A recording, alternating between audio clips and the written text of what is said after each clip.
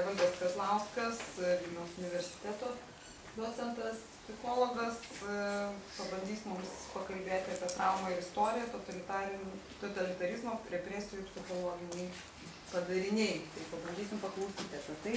Prašome.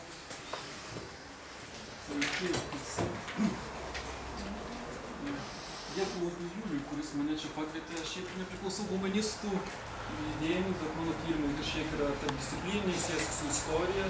Tai mane čia pakvietė.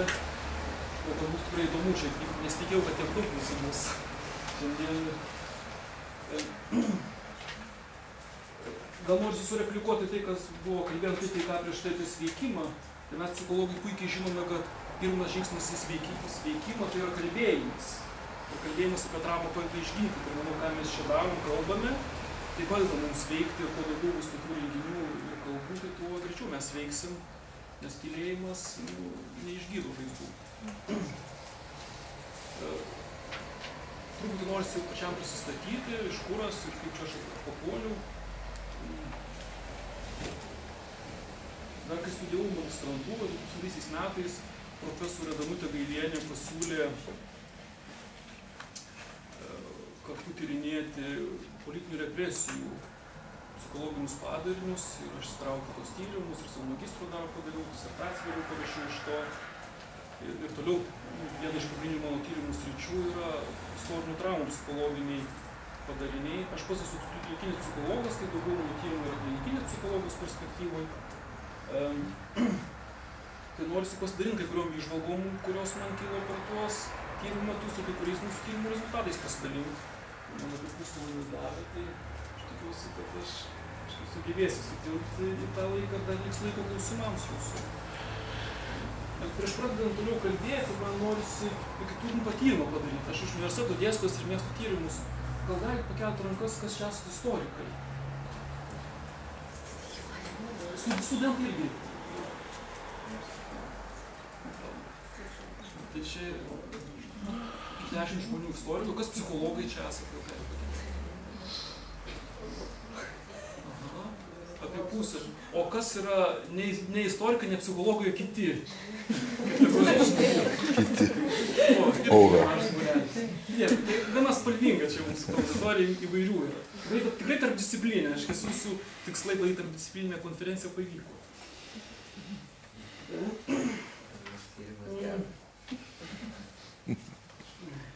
Statistinio patikimų man čia nepaskaičiavo. Profesorius Beselis Van der Kolkas knygoje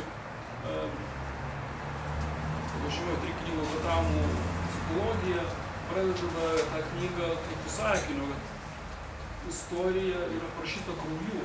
Visa žmonijos istorija tai yra karų istorija, smurto istorija, žudymų istorija.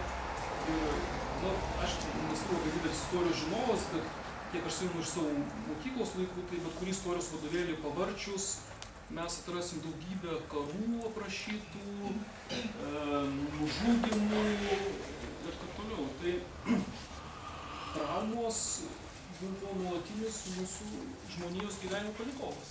Ir iki dabar tai nuolat vyksta. Ir įdomu tai, kad ilgą laiką psichologiniai aspektai traumų nebuvo išsamiai tyrinėti. Buvo aprašyta literatūros kūriniuose, kažkuriuose istoriniuose šaltiniuose padarinių psichologinių traumų. Psichologiniai traumų padariniai, tačiau apskritai, kas tai yra psichologinė trauma, mes net negalvojame apie tai. Ir tik tai 19 amžiaus pabaigoje po truputį pradėta kalbėti, kad stiprūs psichologiniai sukrėtimai turi žmogui ir psichologinį poveikį. Ir čia be abejo labai didelį nuopelną yra Freudo, kuris aiškiai parodė, kad sukrėtimai turi padarinius, gali turėti psichologinius padarinius.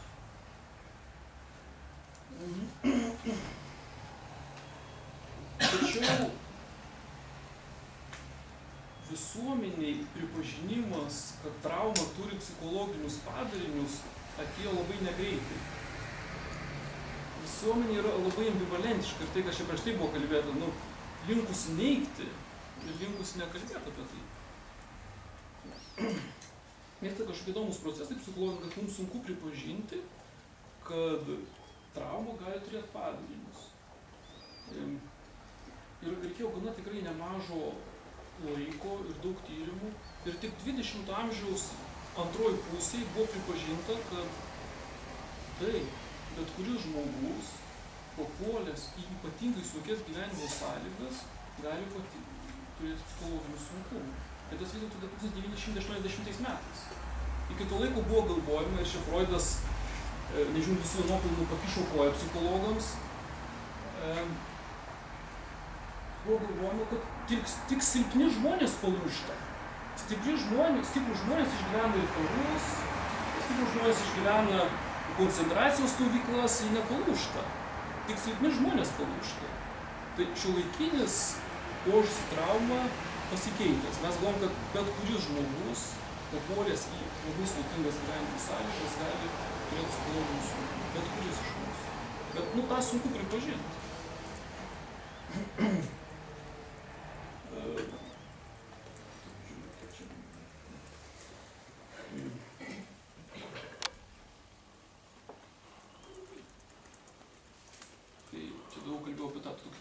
Tarptautinį kontekstą, bet jeigu mes atsigręžtume į Lietuvą, tai mes pamatytume, kad Lietuvos istorija taip pat yra karų istorija,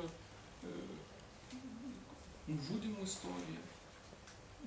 20 amžiaus Lietuvos istorija buvo ypač sudėtingas. 2 pasauliniai karai, sovietų represijos, nacių holokaustas, ilgas okupacijos metas ir persekiojimai, tas galėjo kažkaip tai paveikti mūsų. Ir tas istorinių traumų poveikį tyrinėja istorikai, tyrinėja sociologai, psichologai, politologai atlieka tyrimus. Ir tokiu gal iš psichologinės perspektyvos norėsiu pakalbėti apie mūsų tyrimus.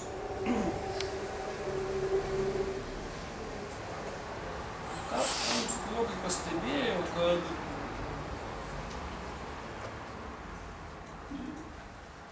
tyrimai traumų psichologijos niekada nedaromi karo metu, represijų metu. Visą laiką kažkokios distancijos, kai prasideda refleksija, tai kas įvyko.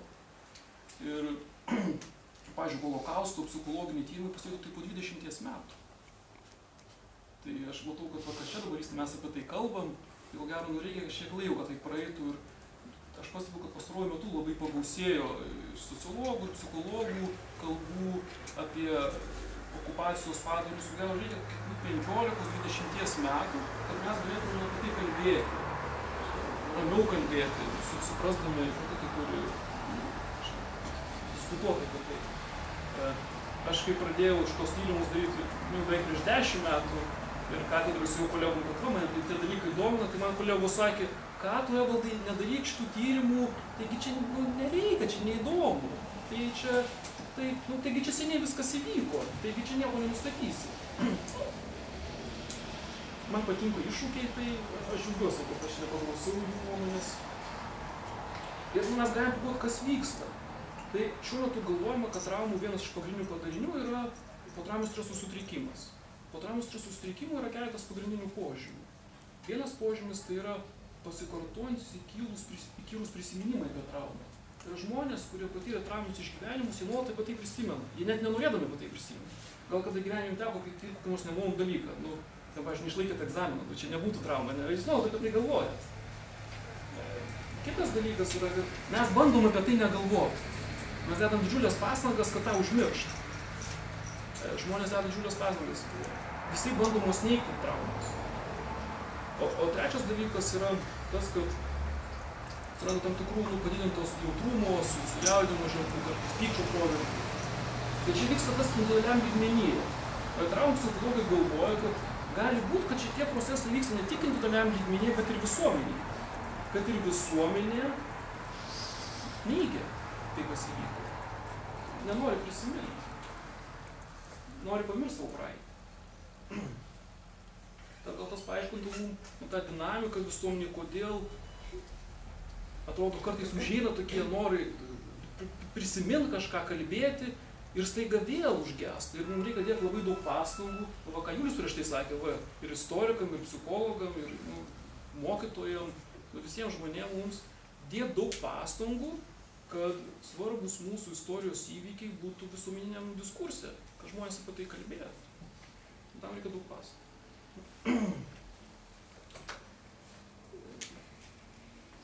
Tai žinodami, kad sunkūs sukrėtimai turi psichologinius padarinius ir vienas iš jų yra potrauminis stresas sutrikimas, ir žinodami, kad Lietuva 20 amžiuje praėjo labai sunkius išgyvenimus ir daugybę istorinių traumų, mes galim daryti tokią prielaidą, kad visi lietuviai yra traumuoti, kad mes gyvenam potrauminį visuomenį. Galbūt galim kelti tokią prielaidą. Visi esam traumuoti. Kaip palikuonis. Ką? O kaip palikuonis? Tai vyresnė karta buvo traumuota, galbūt ir palikuonis yra traumuoti, galbūt palikuonis vėl yra traumuoti ir nežinia, kiek šita trauma gali tęstis per kartas. Aš tokį provokaciją truputėlį bandau tezę pasakyti, kad paskatintų diskutuoti. Ir toliau aš pasakysiu apie mūsų tyrimus, ką mes tyrinėjom ir ką mes gaunam ir bandysiu gale kažkaip apibendrinti.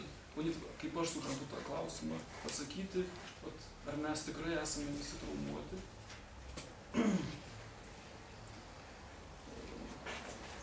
Tai gal dabar pereisiu prie mūsų jau tyrimų. Maždaug apie 2000 metus tyrėjų grupė vadovavimo profesorės Gailienės, bendradarbiaujant su Lietuvos gyventojų genocido rezistencijos tyrimų centru. Toks labai smagus buvo bendravimas istorikų ir psichologų, tikrai, toks skaičiau, bendradarbiavimas, kai jis ir glaudus yra, ir toks intensyvus buvo, ir pateikiant pagalbą puikus viens kitiems. Mes pradėjom diskutuoti ir galvoti, kad tai gerai, mes galim sakyti, visi yra Lietuvoje traumuoti, bet kol mes nepadarėm tyrimų, tai yra tik mūsų hipotezė. Tai gal reikėtų pradėti daryti tyrimus. Ir mes tada nutarėm, kad geriausia būtų pradėti tyrimus nuo tų žmonių, kurie tiesiogiai patyrė įvairias represijas. Mums buvo labai patogu, nes genocido rezistencijos, genocido centras, taip sakysiu trumpintai, jie turi duomenų bazę, kur surašyti visi beveik nukentėję Lietuvoje. Ir toks labai pragmatinis yra dalykas, dėl ko jie turi duomenų bazę. Nes žmonės, kurie nukentėjo nuo sovietinių represijų, jie gauna papildomas išmokas, kaip pensijos priedą. Ir dėl to žmonės, taip sakykime, gan suinteresuoti ir užsiregistruoti. O kitas dalykas, kad tai yra pripažinimas, kad tu esi nukentėjęs, daugelis žmonių buvo nuteisti, tai kažkoks teistumas buvo, tai reabilitacijos ir kitas aspektas svarbus. Tai buvo duomenų bazė, kur mes galėjom gauti žmonių kontaktus ir galėjom pasiekti žmonės. Mums pavyko labai nemažai tų žmonių pasiekti. Mes turim tam tikrus psichologinius instrumentus, daugiau klinikinės psichologijos rėmuose, ir pabandėme pas tos žmonės ir klausti. Tai čia yra istorinės traumos, kurios buvo prieš 40-50 metų. Kaip dabar? Ar dabar tas turi jums poveikį? Tas labai daug. Ar dabar? Kaip praėjus ilgam laiko, ar yra kažkoks poveikis? Na, ką mes gavom? Paprasčiausias būdas tai taip yra patikrinti, ar turi poveikį. Klausykit, kaip jūs galvojat, jūsų sveikata yra gera ar bloga? Ir sakyt, kaip jūs manote, ar jūsų sveikata dabartinė siejasi su to, ką jūs patyrėt? Ir ką mes gavom? Gavom, kad žmonės sako, mūsų sveikata bloga. Ir mes žiūrime duomenis ir galvojame. Aišku, kritikai sakys, taigi jie pagyvenę žmonės, taigi aišku, jų sveikata bloga. Tada mastom, gal reikėtų parinkti kontrolinę grupę, kurie nepatyrė represijų. Aišku, Lietuvoje sunku parinkti kontrolinę grupę, nes mes susidarėm, kad visi traumuoti. Bet galbūt yra tokių, kurie nebuvo išvežti į Sibirą ir nesėdėjo dar lagerį 7 metus. Mes parinkom kitus žmonės, kurie sako, kad nenukentėjau iš to. Kažkaip buvo sunku, bet manęs nieks nepersikė. Ir gaunam, kad labai smarkiai skiriasi sveikata tų žmonių, kurie buvo išvežti, patyrė persekiojimus, ir tų, kurie gyveno čia Lietuvoje. Ir labai reikšmingai. Ir tie žmonės, kurie buvo įkalinti ir kankinti, išvežti, jie patyrė daug daugiau sudėtingų gyvenimo įvykių, negu kad tie žmonės, kurie šiaip gyveno Lietuvoje. Taip, kad sulyginti visus, tai kad visi vienodai traumuoti esame nelabai išeina. Kai kurie iš mūsų labiau traumuoti yra. Ir traumų psichologija yra labai aiškus kriterijus, kas yra trauma. Nes galim sakyti, kad trauma yra skyrybos, trauma, kad žmonės tapo bedarbių, trauma, kad neišlaikiau egzamino. Mes traumų psichologai taip negalvojam. Mes galvojam, kad trauma tai yra tokia situacija ir įvykis, kur kilo reali grėsmė žmogaus gyvybei. Arba jis buvo liudininkas. Ir tuo metu kilo labai smarkus jausmai. Tai, daugelis žmonių bent kartą gyvenime susiduria su tokiais įvykiais, ar to avarijos sutinka, ar būna liudininkas iš kokių sėtybių. Bet yra žmonių grupė Lietuvoje, kurie jinai vis mažėja, kurie tikrai labai daug patyrė. Ir poveikis jiems yra stiprus. 2/3 tų žmonių sako, taip, mano dabartinė sveikata smarkiai siejasi su represijų patirtimi. Ir kas įdomu, kad mes, kai palyginau duomenis su analogiškais tyrimais užsienyje, Holokausto, panašaus laikotarpį vykę dalykai. Tai, pavyzdžiui, Norvegijoje 90% išgliaus savo, kad man turi poveikį tai, ką aš žinau. Tai mūsų žmonės nelabai reflektuoja, kad patirtis, kad tos istorinės traumos turi poveikį dabar. Jie sako, nežinau, gal turi, gal neturi. Žmonės sunkiai tą reflektuoja. Mes detaliau pasižiūrėjom, tai gerai, sako, sveikata bloga, bet tai, o kas? Pirmiausia, kad neužsikalbėčiau, kiek aš tai nes aš suprantu, kad galiu čia gana ilgai kalbėti. Tai vienas iš tokių ryškiausių požymių, tai yra, mes vadintume potrauminio streso sutrikimų, tas, mes sakiau, prisiminimai, įkyrus nuolat ir tėvins prisiminimai. Žmonės sapnuoja košmarus. Praėjus 40 metų, jie vis dar sapnuoja košmarus. Jiems vis dar užeina tokie epizodai, kai jiems atrodo, lyg tai vėl tas kartojasi iš naujo, lyg tai vėl tas vyksta. Po daugybės metų. Buvo, kad jeigu žmogus galvoja, kad vėl tas vyksta, tai gal tas nekeistos kai kurios yra politinių kalinių tremtinių reakcijos, kai jiems vis dar atrodo, kad kažkas čia, kažkokios grėsmės yra. Tai yra visiškai normalios reakcijos, kurios bet kuriems iš mūsų galbūt, jeigu mes būtume tą išgyvenę, ką išgyvenę. Čia, tarp vienas iš įdomesnių dalykų dabar traumų psichologija yra, kad daug kalbama apie profesionalus, kurie susiduria su istoriniu traumu ir irgi patiria tos pačius simptomus. Tai yra antrinis traumavimas. Kai aš išklausau daugybę žmonių istorijos, tai tas mane pradėjo. Kai aš kalbėjau su istorikais, kurie dirba su archyvais KGB, jie sako, mes grįžtam namo sapnuojam košmarus, nes ten tikrai tokios baisios istorijos aprašytos yra, kad ne kiekvienas žmogus gali ištverti, tai skaitytam. Tai jie vis dar tai prisimena ir yra toks skriaudos jausmas, tam tikri tokia depresyvi simptomatika ir bent trečdalių iš tų visų žmonių yra tie požymiai. Kitas aspektas, ką mes galvojam, tai mes klausim žmonių, klausykit, tai jūs sakot, kad tai buvo sunku, bet jūs kažkaip išgyvenote. Tai išgyvenusių tyrimas yra, nes daugybė žmonių išgyveno. Sako, taip, sako, tada kas jums padėjo? Ir jie sakė, kad labiausiai jiems padėjo, aš pažiūrėsiu statistiką,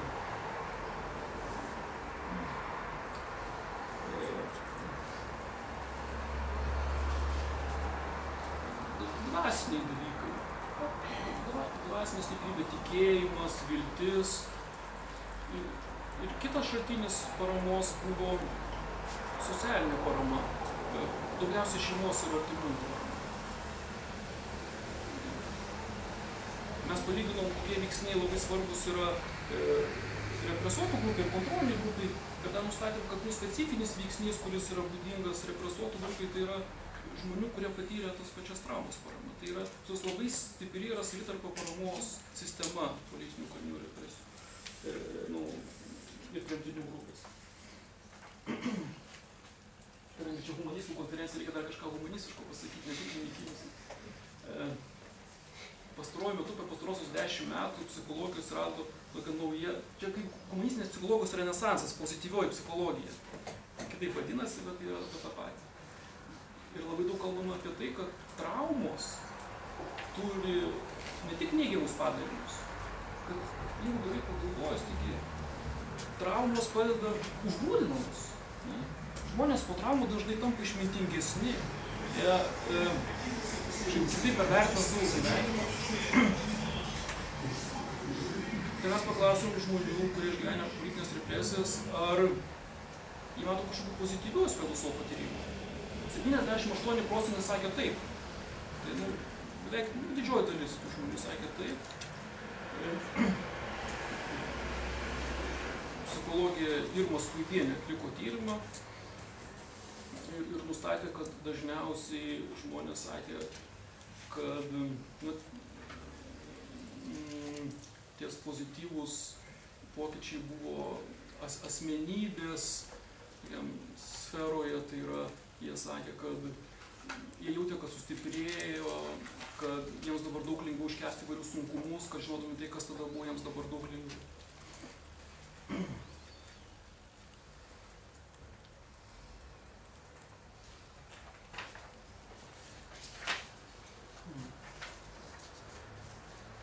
Nu gerai, bet turim pripažinti, kad mes čia tyrinėjom senukus, ne? Tai, o kokį tai poveikį turi, jeigu kalbam apie darbuotojų visuomenę, jų vaikams? Tai mes sumanėm, kad o gal mes galėtume pasiekti jų vaikus. Mes parašėm laiškus, jiems ir paskambinome. Nes mes turime kontaktus, kurie mus dalyvavo tyrimą ir sakom, gal galima būtų pakviesti jūsų vaikus dalyvauti tyrimą. Mes norėtume sužinoti, ar jūsų vaikams tai turėjo poveikį, ką jūs kažkaip.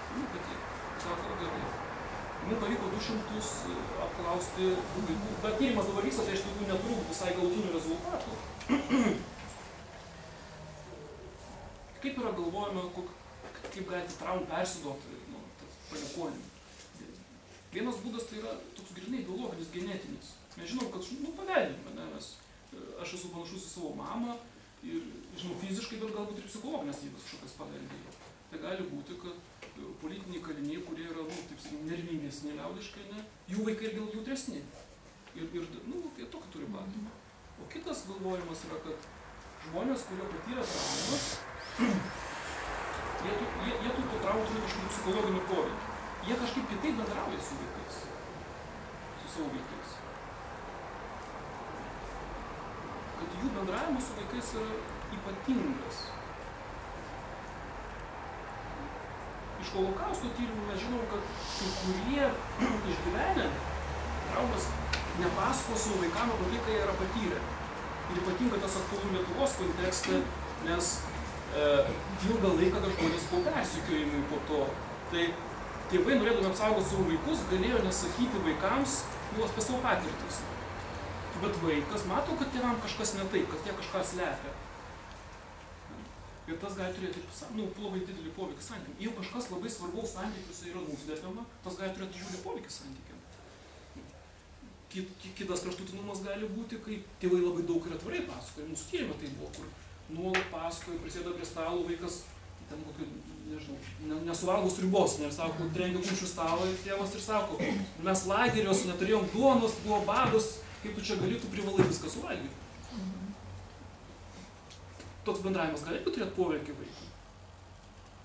Nuolatiniai pasakojimai, tai kaip jie patyrė ir verksmingi pasakojimai, vaikas pradeda verkti. Ir gali būti, kad vaikas, nesuprasdamas, kas ten vyko, jaučiasi kaltas už tai, kas atsitiko jų tėvams.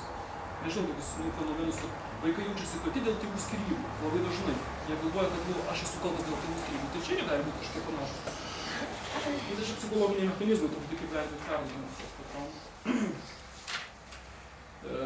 Ir tyrimai antros kartos yra labai prieštaringi. Kai prasidėjo šitie tyrimai, kokiais 70 metais, tai buvo daugybė tyrimų, kurie rodė, kad fatališki padariniai. Jeigu tėvai nukentėjo, tai jų vaikai yra ligoniai. Tai kaip čia taip atsitiko? Todėl, kad psichologai, štai dirbo, kaip jums sakė, ligoninėse. Ir patogiausia tyrimus daryti ligoninė, net ten bus pilna pacientų. Turim centrus, aš irgi dirbu, aš universitete konsultuoju, mes turim tokį klinikinį centrą, kur dirba žmonės. Tai yra daugybė žmonių. Ir mes galim paklausti, klausyk, o tavo tėvai nukentėjo, nori reakcijos, sakys tai. O.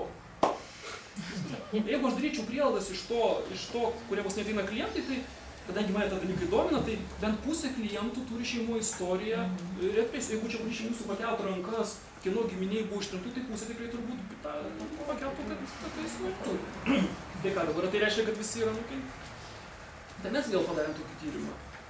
Paėmėm represijas patyrusių žmonių vaikus, kurie yra suaugę, dabar apie 40 metų jie buvo, ir kontrolinė grupė, kurių tėvai nėra to patyrę. Tai ką mes gavom palyginimą? Aš iš vis buvau skeptiškas, galvoju, kad mes nieko negausim, bet mes gavom tokius labai nedidelius, subtilius skirtumus,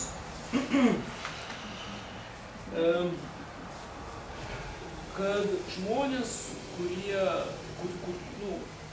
kurie patyrė represijas, jų vaikai truputį daugiau turi nevilties. Jų neviltis yra truputį didesnė ir jie turi truputį daugiau potrauminio streso simptomatikos, bet vertinant kitus traumos įvairius klinikinius rodiklius, kuriuos mes turėjom, skirtumų yra, tai labai nežymus tie skirtumai. Tai, jeigu taip išvertus kažkaip į žmogišką kalbą, tai būtų taip, kad jeigu tėvai patyrė sunkias labai traumas, tai nėra taip, kad tu turėsi kažkokių sutrikimų, bet gali būti, kad žmonės turi didesnį polinkį jautriau reaguoti į įvairius gyvenimus sukrečiančius įvykius, nes jie patys nepatyrė tų represijų. Ir trauminė patirtis, ir kontrolinė grupė, ir antros kartos grupė buvo labai panaši. Žinai, kad truputį jautriau žmonės reaguoja, tai kažkoks sensityvumas didesnis.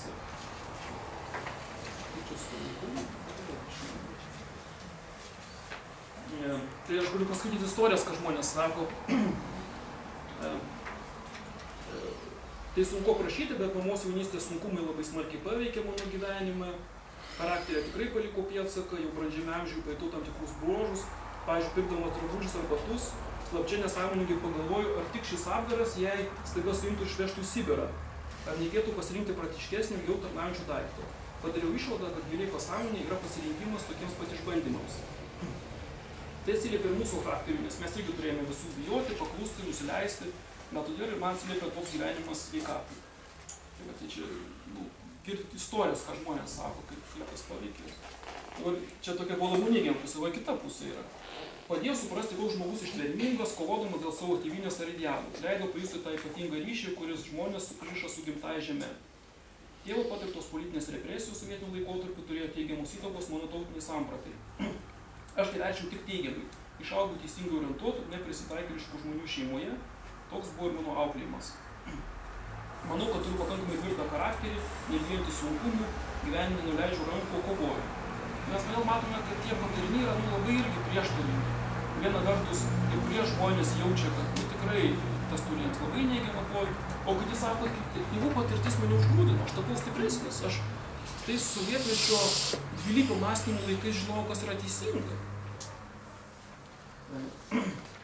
Jūs prašė man dar pasakyti apie trečią kartą, nes šitų jau daugelis mes esame jau trečios kartos. Mes esame atlikę nedidelį tyrimą su mokiniais, kurie yra tokia mokykla Lietuvoje, kur atvažiuoja vaikai iš Rusijos, iš visų šalių ir jie čia gali gyventi.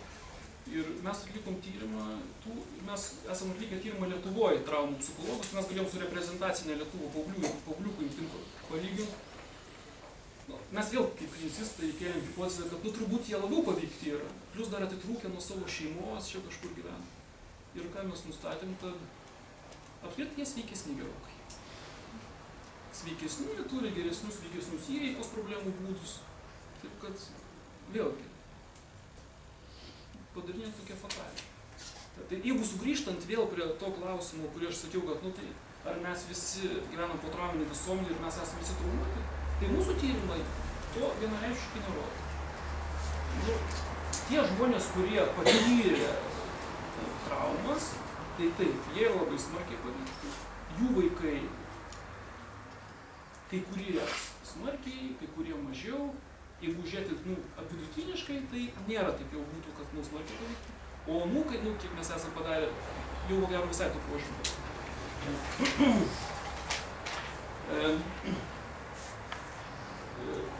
Kitose šalyse irgi daro šiek panašius tyrimus. Pavyzdžiui, Balkanuose buvo padarytas tyrimas ir tyrinėjo irgi po traumų visuomenė, ten karai, daugybė problemų.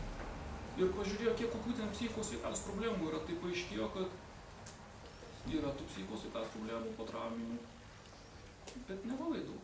Ir tada jie palygino juos su emigrantais, su Didžioji Britanija, nes labai nemažai žmonių, kai būna tokie, visokie sukrėtimai pasitraukia.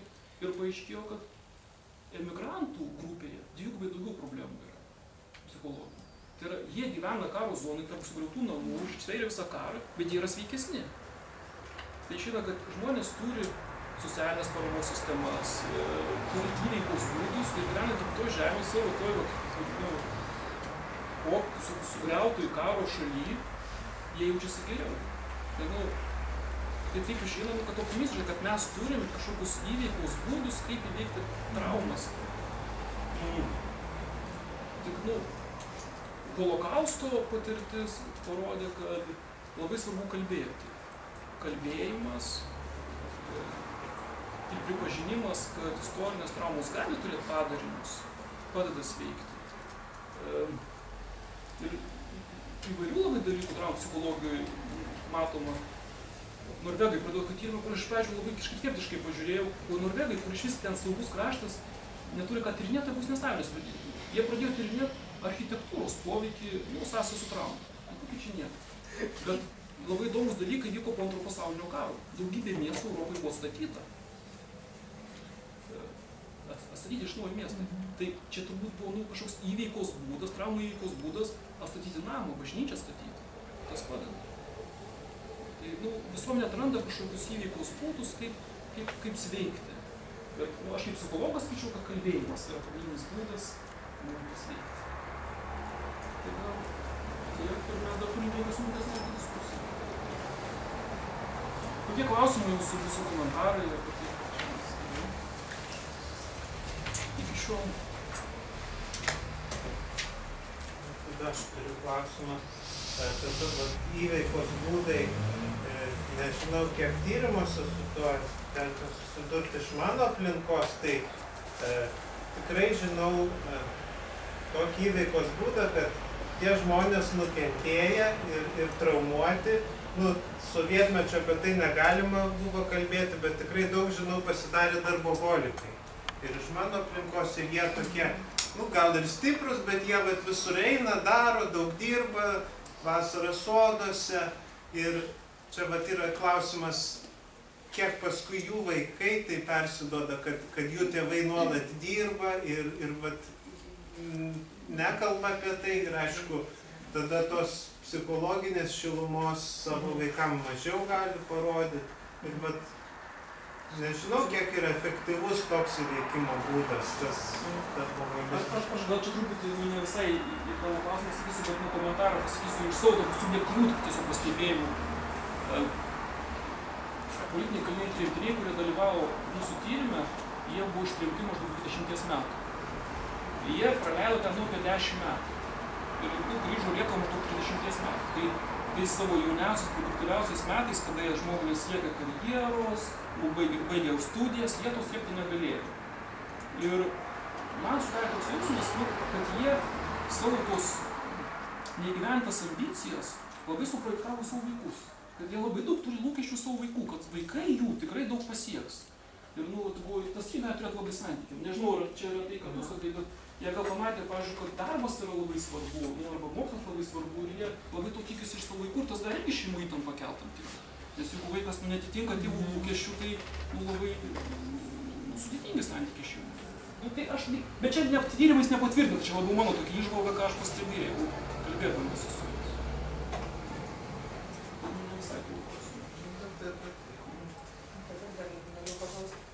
Tokia mintį, teko girdėti teiginį tokį, kad socializmo, komunizmo nusikaltimai nėra dar pilnai oficialiai prilyginti fašizmo nusikaltimams. Tai kaip šita linkme yra dirbama, kadangi nėra teisiami tie nusikaltimai socialistų su represijų ir žmonės tiesiog automatiškai matyt tą vairą ir išlieka iš pasaulio. Vienas iš būdų sveikti tai yra aiškiai pasakyti, kas yra budeliai, o kas yra herojai. Tai mūsų visuomeniai tą labai sunku pasakyti. Ir norėsiu, kad būtų aiškiai tas pripažinta, bet man kas tas yra, tas kažkokia supriešinimo visuomenės. Čia yra geri, čia yra blogi, labai sunkiai ten. toks socialinis psichologas Filipas Zimbardo, kuris atlikęs yra kalėjimo eksperimentą. Gal esat girdėję visos psichologijos mano kursus. Tai aš klausau jo paskaitą, jisai sako, daugštelį neseniai knygą, vadinasi Luciferio efektas. Jisai sako, kad tam tikrose situacijose socialiniai veiksniai yra svarbesni negu asmenybės veiksniai. Kad bet kuris iš mūsų papuolęs į tam tikras situacijas galim elgtis taip, kaip mums liepia viršininkas. Kad tie, žiūrėk, paprasti studentai, tokia pasaka, kaip čia buvo, pusė perskyrė, kad yra prižiūrėtojai, pusė yra kaliniai. Prižiūrėtojai pradėjo kankinti kalinius, o tas vyko per savaitę laiko.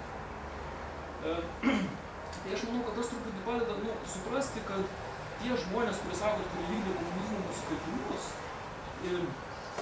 aš nebandau jų pateisinti, aš bandau tiesiog suprasti, kodėl tas vyko, man tas labai rūpi, mane labai žydžia, kad tiek daug žmonių buvo sukamuota, aš bandau suprasti, tai gali būti, kad daugybė žmonių įsitraukė į tas nusikalstamas veiklas dėl socialinių aplinkybių. Po Antro pasaulinio karo buvo padaryti nacių psichologiniai tyrimai. Ir tyrimai parodė, kad jie apskritai yra normalūs žmonės. Tyrimai nerodė kažkokios psichopatologijos. Tai tiesiog čia bandymas mano suprasti yra, kodėl tas vyksta, bet tikrai būtų daugiau aiškumo mano visuomenė, jeigu aiškiai būtų pasakyta, kas yra nusikaltimas, kad komunizmo nusikaltimai būtų prilyginti holokausto, nacių nusikaltimų. Aš nesu istorikas, tai nežinau tikslių duomenų, bet mano žiniom nuo komunistinių represijų daugiau žmonių žuvo negu aišku, negražu čia taip lygint su holokaustai, bet tikrai daugiau nuo stalinistinių represijų žuvo žmonių negu kad nuo holokausto. Taip, kai nėra pasaulyje įvardinta, šnekant su užsieniečiais, jie tiesiog nepriima kaip didžiulės tragedijos šitos mūsų istorijos. Jie galvoja, taip buvo toks gyvenimo būdas. Ir kai nueina Vilniuje genocido muziejų, jie būna šokiruoti, kad tokia dalyka. Bet matot, čia vyko vakarų Europos flirtas su Rusija. Todėl, kad jie padėjo nukovoti, tai ką dabar būtų, jeigu pripažįsta, kad komunizmo nusikaltimai yra nusikaltimai komunizmo, tai kas gaunasi, kad nusikaltėliai teisė nusikaltėlius. Tas yra sunkiai, tiesiog politiškai labai sunku pavyzdys, bet ko gero reikia kažkokios distancijos, kol kas pripažinti. Ir mūsų reikia kalbėjimo, įrodymo, kad tokie dalykai vyko. Tas labai padėtų žmonėms veikti. Visi tie socialiniai renginiai, mitingai, apdovanojimai, prezidentų kalbos taip pat tas veikia. Visuomeninis pripažinimas. Kai mes pripažįstam, kad žmonės tikrai yra iškentėję, kad jie yra traumuoti. Tas jiems patys. Ir nesmerkiantis požiūris, nes Lietuvoje aš tai nemažai matau, net ir specialistų tokio sarkastiško požiūrio į tremtinius, yra net būdai, kaip jie vadinami, pašiepiamai tremtinius arba įnus kalinius, nesuprantant, kad tai yra tikrai sunkių psichologinių išgyvenimų padarinys, jų galbūt kartais keistokas elgesys. Žodžiu, turbūt mums dar reikia daugti iki to dalyko, kad viską tą suvokti ir nuteisti taip, kaip fašizmą buvo nuteisti. Tiesiog dar turim išeiti. Bet pavojus yra tame, kad mes tai gali vesti visuomenės supriešinimą. O mes norime vis tiek kažkokios santarvės visuomenė. Ir reikia kalbėtis taip, kad mes nesakytume, kad va jie ir mes. Kad visi mes esame nukentėję. Visi. Čia daugiau aš ir turiu omeny, kad tai yra sovietų, kaip sakyt, veiksmas, jos buvo vykdomas. Ir be to Rusijoje juk niekas nėra nei pajudinta, absoliučiai jokių nėra iškelta pasauliu, kaip nusikaltėlis, kad būtų šitas taip. Norėčiau dar paklausti. Suprantu, kad mes esame visi potrauminiai vaikai, palikuonys. Ir pasveikti bus labai sunku, bet aš čia klausiu tai futuristiškai, ar iš viso įmanoma, jeigu mes gyvenam ribinėje situacijoje. Nuo tos grėsmės, istorinė prasme, buvo sukelta, mes niekur nepabėgsim. Vakarų Europos šalis greičiau išsigydo iš savo negandų, nes jos jaučiasi saugus. Paklauso mūsų politikų, mums visą laiką kalama į galvą. Grėsmė iš rytų, tai ir klausiu. Ar jūs matot viltį mums kažkaip pamiršti savo traumas, bent jau primiršti ir tapti normalesniais, laisvesniais? Aš tai jau dabar, kad mes smarkiai laisvėjom. Toks profesorius Gersons iš Amsterdamo gražiai pasakęs yra, kad po traumų žmonės dažnai tampa liūdnesni, bet išmintingesni. Tai aš viliuosi, kad tos istorinės traumos padės tapti išmintingesniais. Ir daugelį atveju mes esame kadangi man tenka nemažai bendrauti su vakarų mokslininkais, man toks susidaro įspūdis, kad lietuviai išmintingiau kartais reaguoja ir įvairius ekonominius ir politinius dalykus, išvelgdami daugiau visokių dalykų, gyvendami saugioj savo šaleliai, jie nelabai kartais, tokio platesnį vaizdą turi. Tai aš tikiu, kad... Bet politikų spaudimas yra didžiulis mums.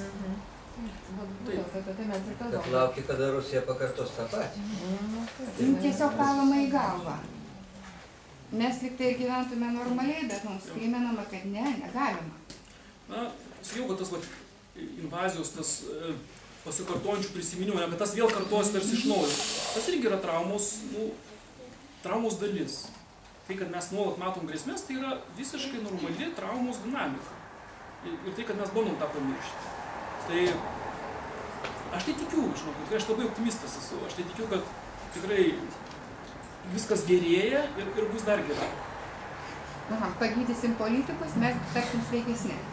Politikai iš esmės atspindi mūsų pačius, nes mes juos išsirenkam. Tai politikai nėra kažkiek tokie. Buvo atliktas tyrimas nuostatų savižudybės politikų ir šiaip visuomenės. Tai politikų nuostatos labiausiai tiko vidurkį. O psichologų įvairių žmonių. Bet būtent politikų nuostata yra labiausiai tinka sudėjus visas grupės. Ten kariškius, psichologus, mokytojus, mokinius, studentus. Tai aš galvoju, politikų nuostatos daugeliu atveju atitinka tiesiog plačios grupės žmonių. Aš gal norėčiau čia reaguoti abudu pranešimus kaip visuomenės balsas. Yra mano šeimos istorijos faktas, kuris labai smarkiai susijęs su Lietuvos istorija. Ir apie tokius faktus aš dar negirdėjau niekur, kad Lietuvoje būtų. Dabar apie ką mes nekalbam, apie ką nekalba visuomenė, apie sovietinės represijas labai kalba iš kairės ir iš dešinės. Nepripažįsta ten kaip fašizmo nusikaltėlis ir panašiai. Bet mes galime pripažinti, kaip pripažįstam visus nusikaltimus. Mano šeimos istorijoje yra faktas, kai mano senelis buvo nužudytas lietuvių patriotų. Už tai, kad jis buvo profsąjungų veikėjas prieštariniais laikais, tai yra darbininkų gynėjas, kairių pažiūrų ten žmogus.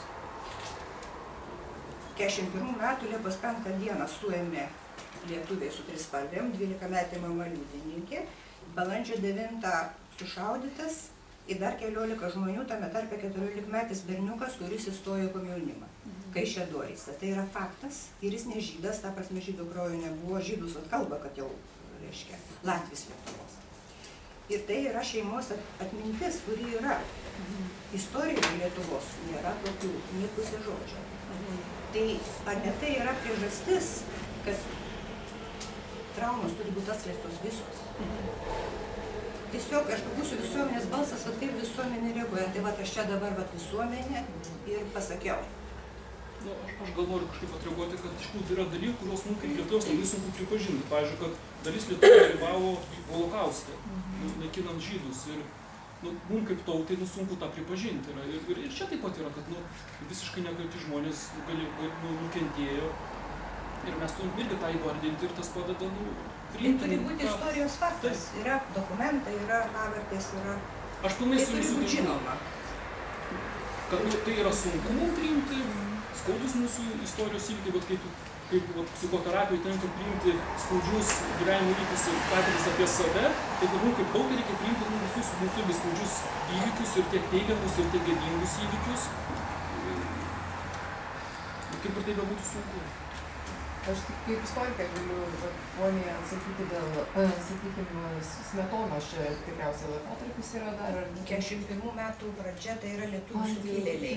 Pačioj karo pradžioj, kai vokiečiai dar nesugebėjo įsivadovauti ir lietuviai bandė vadovauti. Čia yra lietuvių organizacija.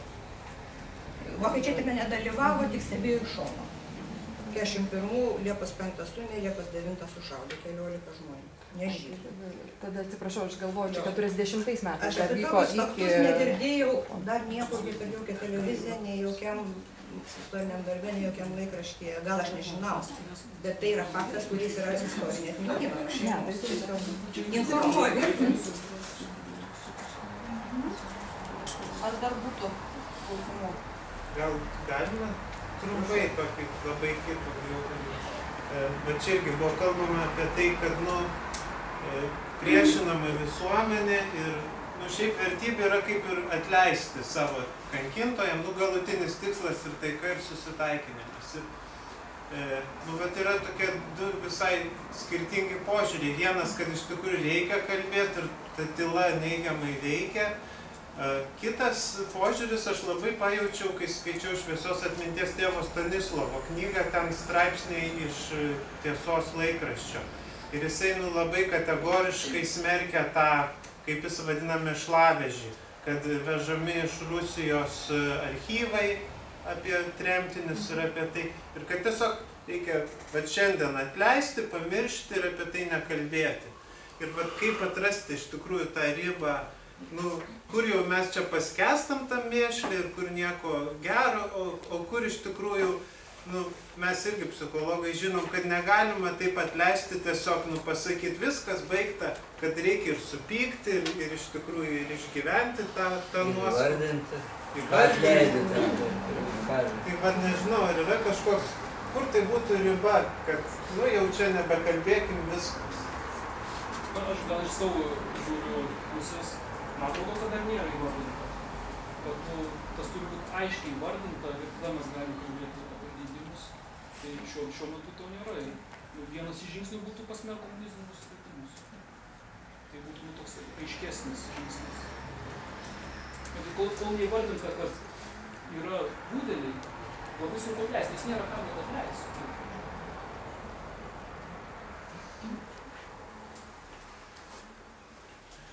Dėkui visiems už klausimą.